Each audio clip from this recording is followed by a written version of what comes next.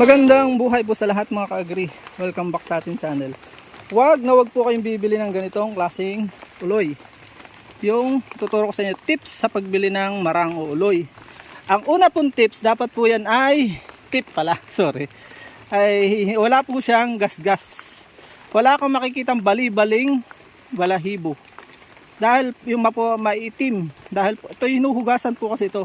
Pagkapitas hugasan para hindi siya maganda, para maganda tingnan at hindi mukhang dugyot. At yun nga, nagiging sign siya ng parang sinalba. Ito pinitas ko po ng kamay, dapat pinitas siya ng kamay or siho para hindi po siya, pag pumatak po kasi yan, makikita yun sa loob, pag binuksan mo ay brownish.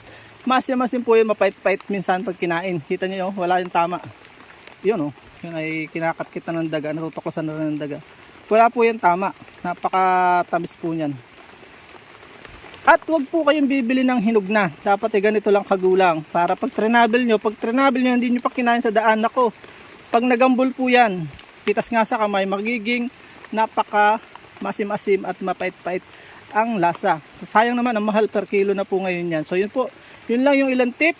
Ulitin ko lang po, bumili po kayo ng walang putol, yung mga walang bags, hindi bagsak. Bumili po kayo ng hilaw pa, manibalong pa lang para sa daan na siya mahihinog. 2 to 3 days naman po yan ay pwede nyo na kainin. Kung sabik na kayo gusto nyo kainin nyo na doon sa pwesto. Huwag nyo nang i-travel. So yun lang. Maraming salamat. Naway natutunan nyo konting vlog. Tips sa pagbili ng marang. Maraming po salamat. Paalam and God bless. Please support all Filipino vloggers. Ipakita natin sa mundo. Dari kakaisa po lahing Pilipino. Paalam muna po at maulan. Bye po. Keep safe everyone sa baha.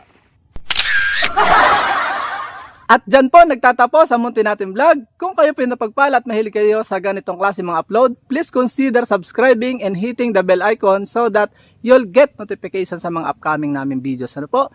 Magkita-kits po tayo sa susunod natin mga vlog. Paalam and God bless. Bye-bye po muna!